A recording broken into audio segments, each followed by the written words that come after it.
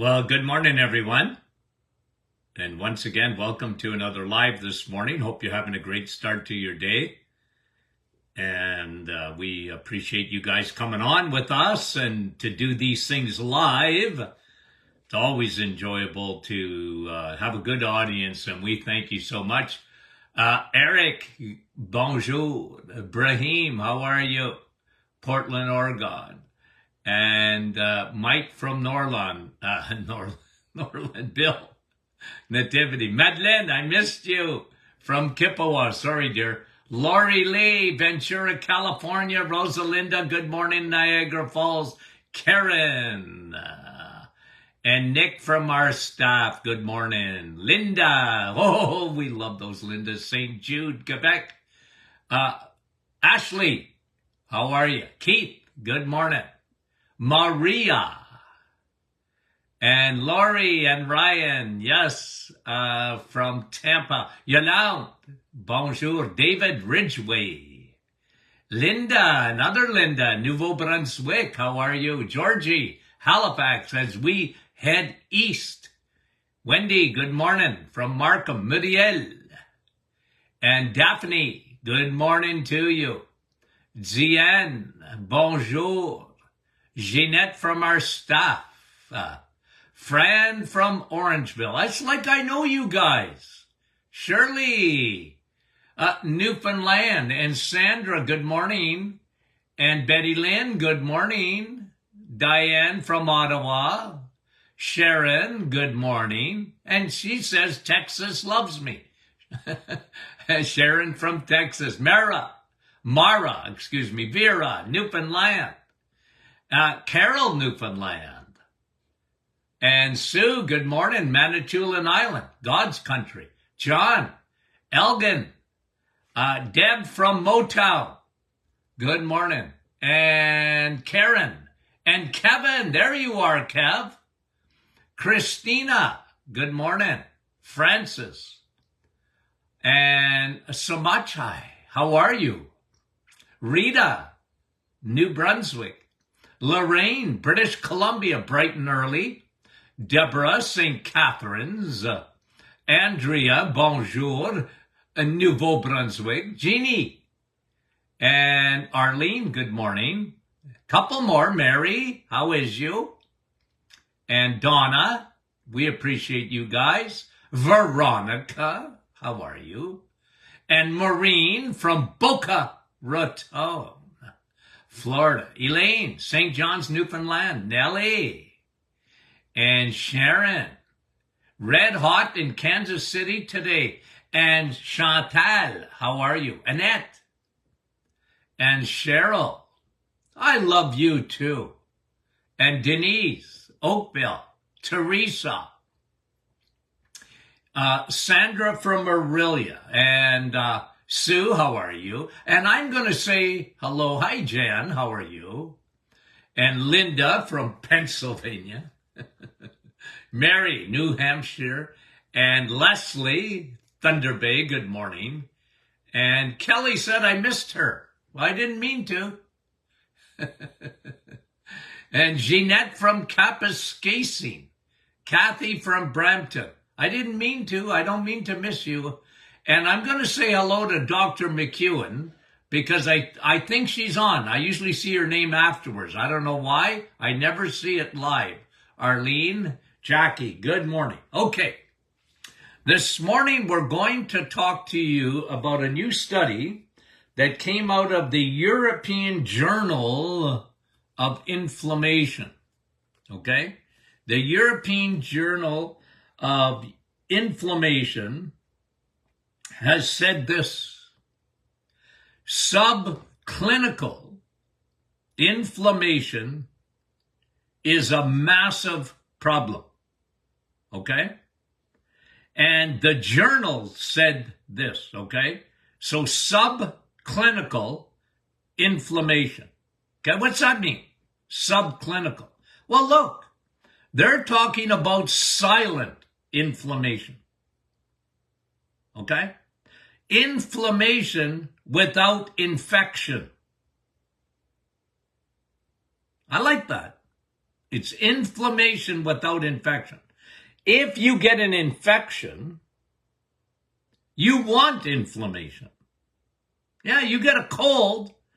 Why do you have so much, why is a little wee virus that you can't even see? You couldn't even see it with, you need an electron microscope. And even then, you can't even see it. And yet, do you ever feel rotten, right? I mean, you got a cold. Oh, like you feel you're unwell. And a little wee virus will knock you out. You think you're tough? Just get a bug. And then you find, man, oh man, my head is pounding, my sinuses and this, that, and the other thing, and sore throat, and you know what I mean, guys? But that's inflammation that's actually on your side. Because your body's releasing pro-inflammatory cytokines, and your immune system goes into high alert. And you know what's driving me crazy right now? I just got to say it. Here we are. They're preparing us. Here we are in August. And what are they preparing us for? Oh, here comes the virus again. Here it comes. Put on your mask. Get the shot. Do this and do that. It drives me insane. And every fall, okay, if you didn't know it's fall, come to Northern Ontario. Well, it's not fall yet. Yeah, but we know it's coming. That's called climate change, okay? We get the climate change here. Okay, you Floridians, you don't know what fall is. Okay, but we do. The leaves are going to start falling off the tree. It won't be long. But it's funny how the world sort of gets us ready, right? It gets us ready because it wants to do something. And it never talks about you preparing your immune system. Okay? That bothers me. Because it's every year. Do you think there won't be a virus next year? You don't think, hey, they've been pushing the flu for I don't know how many years, as long as I've been alive, and every year's the same. And it's interesting, isn't it? When the flu season, why is the flu season in the fall and in the winter? Did they ever clue in that maybe it's a lack of the sun, the lack of vitamin D? They don't talk about that. But you guys, okay, they, you like my new pronouns? They and us. We know better, don't we? We know better. Because you guys are smart. Okay, now, back to what I was saying. I just had to say that because it drives me crazy. Every year at this time, they talk about, they're following a certain strain of a virus. True or false? Exactly true what they do. And the big pharmaceutical companies who pour millions and millions and millions of dollars to politicians, what do? Same thing every year. Okay? Them and us. Welcome to us. We don't drink the Kool-Aid. We don't drink that Kool-Aid. Right? Okay. Now, we know better. That's all. And if people don't believe us, well, what can I say? Okay? Wear 17 masks. I don't care. It's up to you. You decide. But that's not the real mask. Vitamin A is the real mask that really protects you. Now, let's get back to the program. I was talking to you about subclinical inflammation. Okay, so clinical inflammation is infection or autoimmune, where you have rheumatoid arthritis, for example, and that would be clinical inflammation. It's measurable. You feel it. Pain. But what they're saying in this journal, there's subclinical inflammation. Inflammation without infection. Very important. Very important. And what they're saying is, in the European Journal of Inflammation, this type of inflammation, okay, subclinical inflammation, increases, listen to what they say in this article, it increases the risk of neurodegenerative diseases like Parkinson's,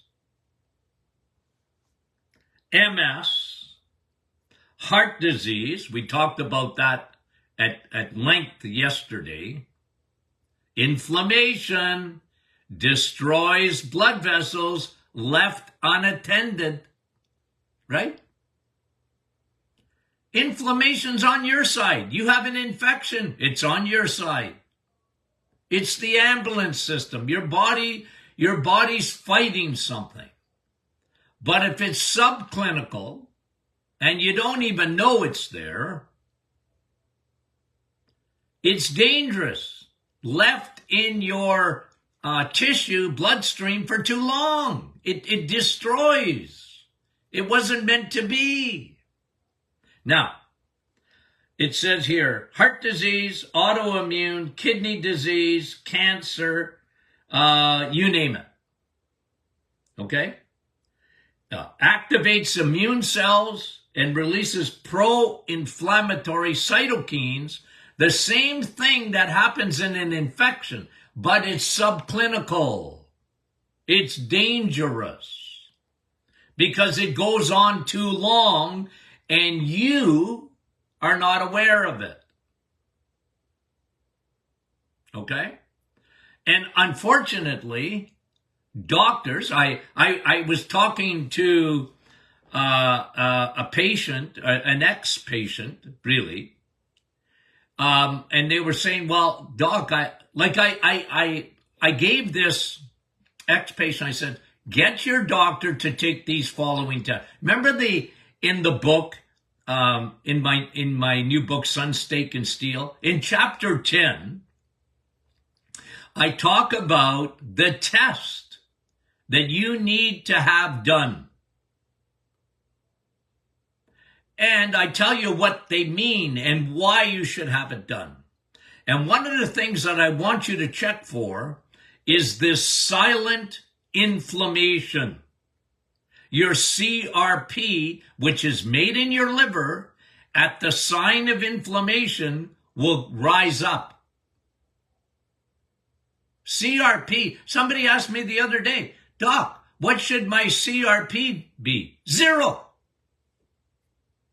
You shouldn't have any inflammation. Unless someone kicked you in the knee, unless you have a bug, well, then you're going to have inflammation. It's your body's ambulance system. But what if you don't have any of those things and your CRP is high? Well, that's not good. And this study was done, I'm going to say in 2000. It might have, I think it was 2000. They showed that when your CRP is high, you can detect heart disease 7 years ahead of time.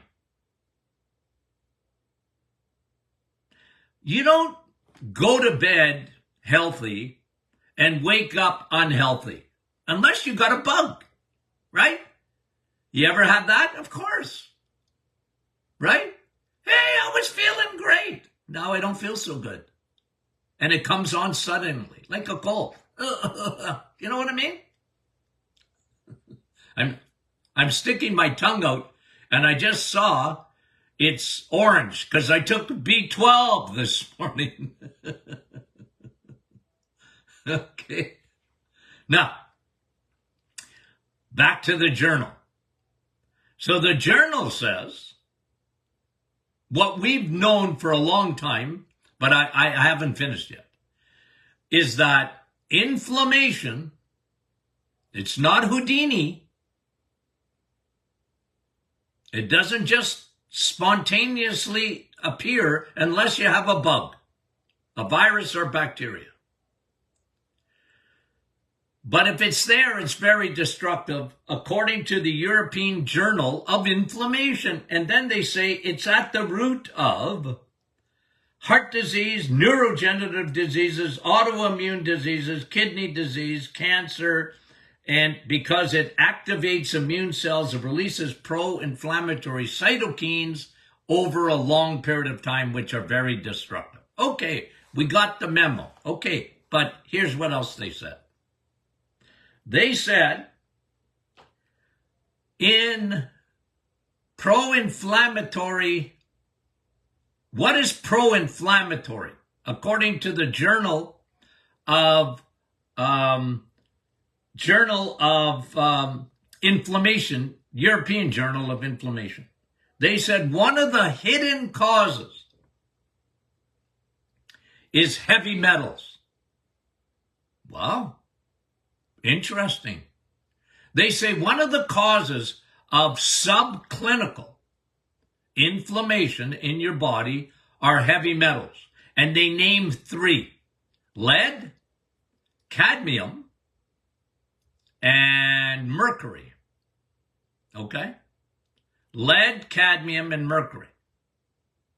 Now, them and us, okay? I'm going to do a them and us again. Them, they say that mercury is found in fish. Maybe. I'm not saying there's not, but here's what I found. The people that had mercury in their, when I tested, when I did urine test, you know where I found people that had mercury? People that were carboholics and especially high fructose corn syrup. High fructose corn syrup contains mercury. And imagine it's in every food just about. Go to the grocery store, from cereals to crackers to whatever they add sugar to, they use high fructose corn syrup. And there's a lot of reasons why I call it the Antichrist of sugars.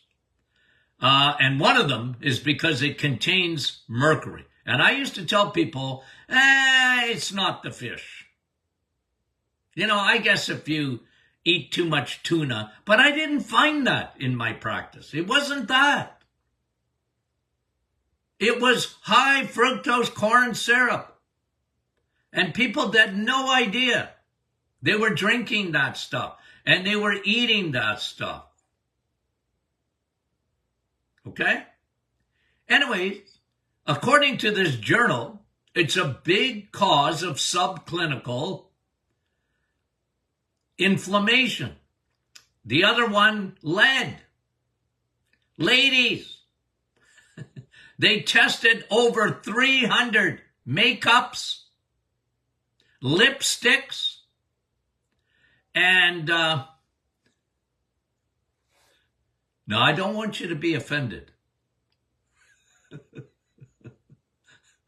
Some guy said this years ago, and I just started laughing. I couldn't help it. And then my wife looked at me. And when my wife looks at me like that, like I better shut up and quit laughing because I'm a dead man. Anyway, because the guy said, well, speaking of makeup in women, he said, if the barn needs painting, paint it. Was I ever in trouble? I didn't say it. I just laughed at that. Okay? But they tested over 300. This is years ago. I mentioned this on my radio show years ago. And if it's made in China, it's got lead in it. Okay? And you got to be careful with that stuff. It can get into your tissue. Now, I'm not telling you not to. Oh, anyway, let's not get into trouble for nothing this morning. Okay? I'm just reporting the facts. And cadmium, okay? Cadmium. So you have mercury, lead, cadmium, smokers. I mean, I rarely ever saw an exception. Someone that was smoking or secondhand smoke, cadmium. Incredible. What I used to see when I used to do testing for heavy metals. Okay? Now, so according to this journal, there's a couple of other reasons, okay? And then they went on and about the heavy metals. Then they said pro-inflammatory foods. But then they didn't say anything. But let me say it. What is a pro-inflammatory subclinical foods? Vegetable oils. Seed oils. Again, the middle aisles of your grocery stores. Processed foods. They use hydrogenated oil. Oil that was meant for your car. Go to fast food restaurants. Ask them what they're cooking their oil in, their food in. And you'll find out it's processed oil. It is fabricated oil. It was never meant for human consumption, ever. And Canada's gift to the world, we got more oil in our ground. Oh, don't get me going. But what we're exporting now is canola oil. You can use it in cars for an oil change. Fully synthetic. And yet people are cooking with that. And they think because there's no, they're Dr. Martin, there's no saturated fat in canola oil. I know. And so what? That don't make it good for you. Your body wants saturated fat. Okay. So, here's the other pro-inflammatory foods. Okay? Refined grains. Yeah. Today, breads and noodles and pasta and blah, blah, blah. Refined grains. All the nutrients are out of those grains. And they changed the flour, and now we got inflammation. They changed the oil, and now we have inflammation. It's subclinical. You don't even know it. And then with the high fructose corn syrup, there's nothing more inflammatory than high fructose corn syrup, in my opinion. Your body doesn't, listen guys, your body doesn't even know what to do with it. They see it as your body is so stinking smart. It sees it as a foreign invader.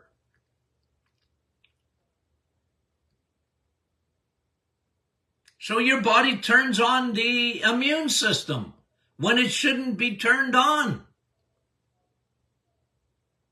So when someone tells you steak is no good for you, run.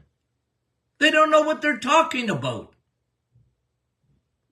Get back to the farm.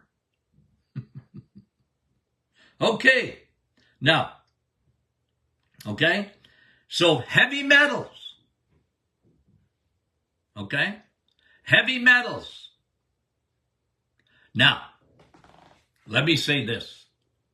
I don't care who you are on this planet. You're not going to live. It would be nice. It would be nice. But we just don't live in a pristine environment. In food, in the air, and in water. You just, you know what I mean? Like you live on this planet, you're going to be exposed. So what do you do? What do you do to keep everything on your side? What do you do against the onslaught of heavy metals that are everywhere? What do you do? Well, that's where you make your body a fighting machine. Okay? You have an organ in your body. What is the biggest detox organ in your body? Your liver.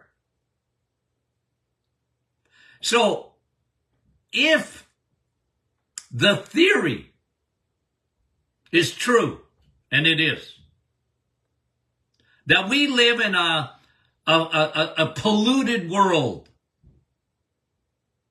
it's just the way it is, guys.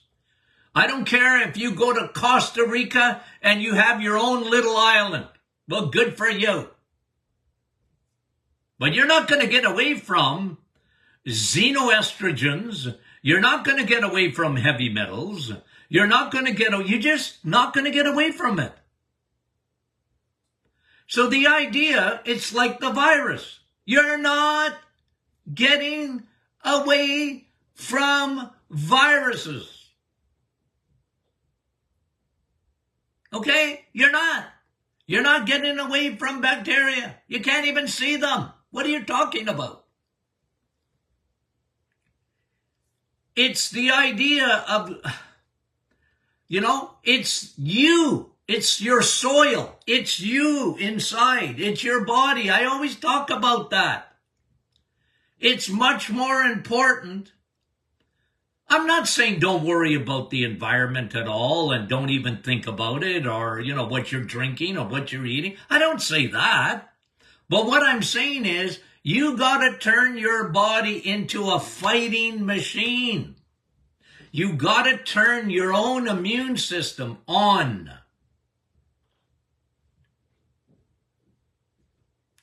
And let it do its job that it's well trained to do. You got to set up your Navy SEALs in your body. What do? You got an organ. You got a couple, but the main one is your liver. You have a liver. People, liver. Isn't that for eating? Yeah, well, it's good for you. But I'm not talking about that. I'm talking about your liver. It cleans. How does it do that? Well, it produces glutathione, Velcro. If it's empty, your liver, the Costco parking lot, empty it. What? Empty it. Keep it empty. What? Your liver, don't fill it up with fat. Because if you fill up your liver with fat, okay, I'm showing fat. You know what this fat does? It attracts heavy metal. And because when the liver is full of this, because you're eating too much sugar, and you're eating too many crappy carbohydrates, you know what happens? Your liver doesn't produce glutathione like it should. Velcro. Okay? So clean your liver. What's the best way? 7 days, 6 days really. Right? Empty the liver. The reset empties the liver. Everybody's talking, well, I see it a lot. Everybody's talking about this intermittent fasting. Look, I like it. Okay? I like it. But if you eat eggs, meat, and cheese, you're fasting without fasting.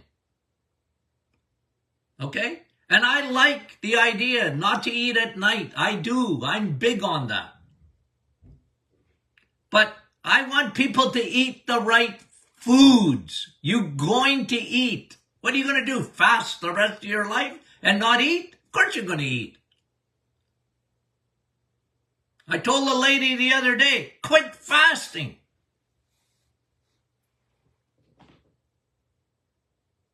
You're skinny as a rake and you're not healthy. I said, I'm not saying you can't fast at all. I'm saying that's all you're thinking about. Eat the right foods and you're fasting without fasting. Empty the liver. Two, reseal your gut. Leaky gut, leaky brain, leaky joints, leaky lungs, leaky sinuses, leaky skin, leaky everything. Patch up the leak in your gut. Because one thing about heavy metals, and they didn't mention this, and they could have, and they should have, heavy metals, how do they get up into your brain? Well, they have to get into your blood. Right? You can't have heavy metals in the brain like in Parkinson's. They do autopsies. You know what they see in Parkinson's? Heavy metal in the brain. How in the heck did it get there? Leaky gut. Leaky gut. And here's what else they found in Parkinson's and MS. An enormous amount of yeast or fungus in the brain. Fungus does not belong in your brain. It's a carrier. Yeast carries heavy metals into your brain. So what do? Stop the leak. Why do you think, guys, I am so big on probiotics? Those bacteria, the good guys, they help to mend a broken, not heart, mend a broken barrier. They replace the barrier. I like bone broth too, because it's got L-glutamine, not glutathione, glutamine. It's an amino acid that repairs, along with probiotics, it repairs the lining, the barrier, between your gut and your blood. Guys, I am so holistic. Because when someone says something, I want to know why it's happening. When someone says, why are we seeing so much more neurodegenerative changes? Doc, why are we seeing so much more cancer than ever before? Why are we seeing so much heart disease, especially in young people? Why? I'm a big guy on why. And why do we see so much yeast coming into the brain? Because of leaky gut. You got to fix the leaky gut. And don't feed the bears. You want another reason why not to eat sugar? Because yeast lives on sugar. It lives on it. It's only got one fuel. It's got yeast has one gas tank, and it only wants you to put sugar in that gas tank, because that's what feeds it. Don't feed the bears. Where did you think that expression came from? I made that up. 30 years ago. Don't feed the bear. Because in Northern Ontario, they actually have signs on the highways. I mean, did they think we're stupid? I guess so. You know what they say on those signs in Northern Ontario? Don't feed the bears. Well, I've never fed a bear. Here, bear. Come here. Let me feed you. What? What they really mean is don't leave your garbage. Okay. Why don't they just say that? Instead of insulting us. Don't feed the bears. I don't feed bears. But when you eat sugar, you're feeding yeast. Isn't it funny that yeast cells, okay, which carry heavy metals, and cancer cells have one thing in common. They live on sugar. Oh, but Dr. Martin, moderation. Sugar is good for me, isn't it, honey? Nah. Well, it feeds the bears.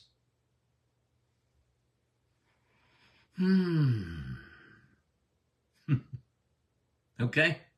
So, these studies are incredible. I appreciate the Journal of Inflammation out of Europe. I really do. I read the article. I go, wow, these guys are getting it. They're talking about subclinical inflammation.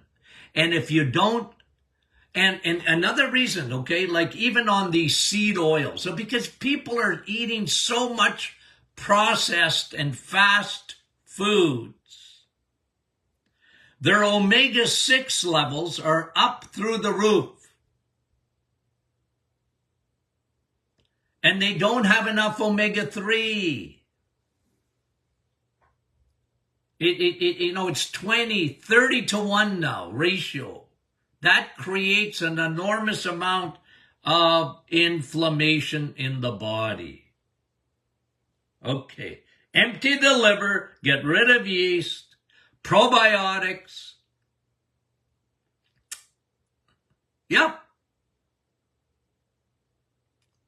Unless you're planning on leaving the planet. Okay.